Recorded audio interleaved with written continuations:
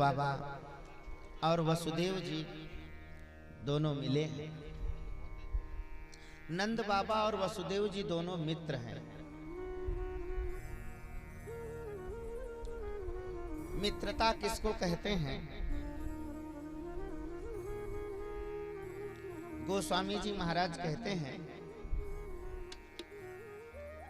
निज दुख गिरि सम रज कण जाना, मित्र ही दुख रज मेरु समाना। जे न मित्र दुख हो ही दुखारी, तिनहि बिलोकत पातक भारी। ये मित्रता के बारे में श्री गोस्वामी जी महाराज कहते हैं। मित्रता किसको कहते हैं?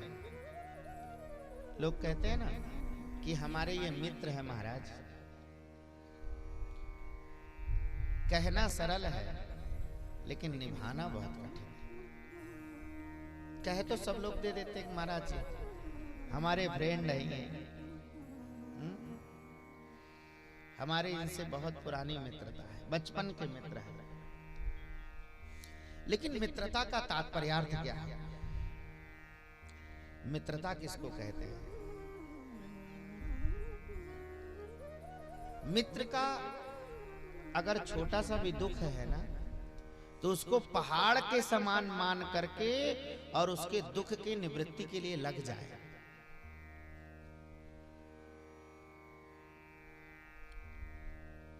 और अपने सुख को मित्र के साथ बांट दे, इसी को मित्रता कहते हैं। वसुदेव जी के हृदय में पुत्र शोक है।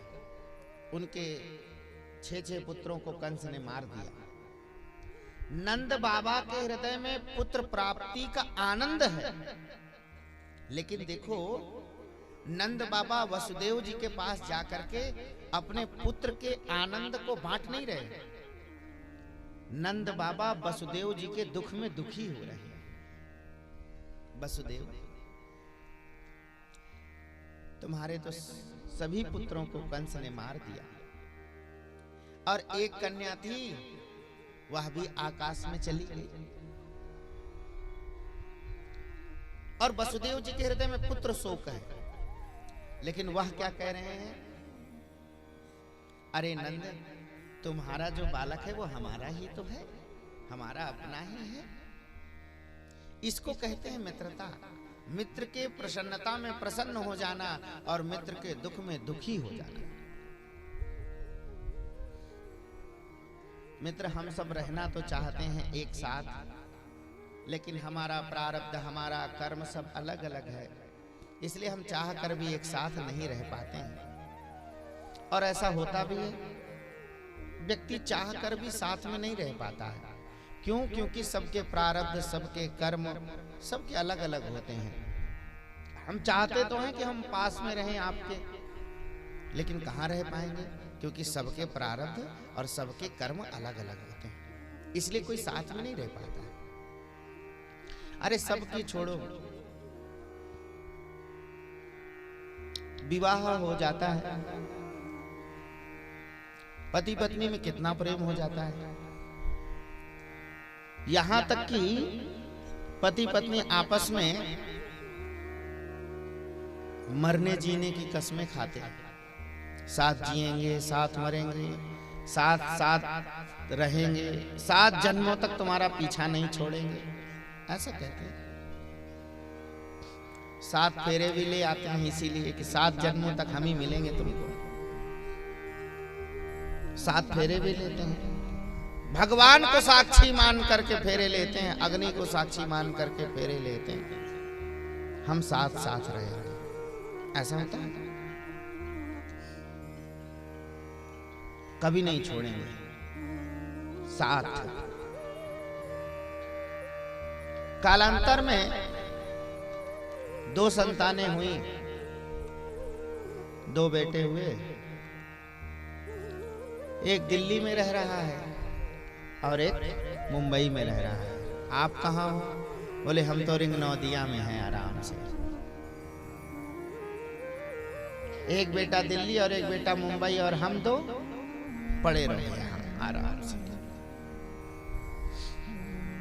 दोनों बेटों ने आपस में सलाह करी, देखो भैया, माता पिता की सेवा करना कर्तव्य है, लेकिन अब क्या बताएं, मुंबई में इतना बड़ा फ्लैट तो है नहीं है, एक ही कमरे का रूम है, ज्यादा जगह है नहीं,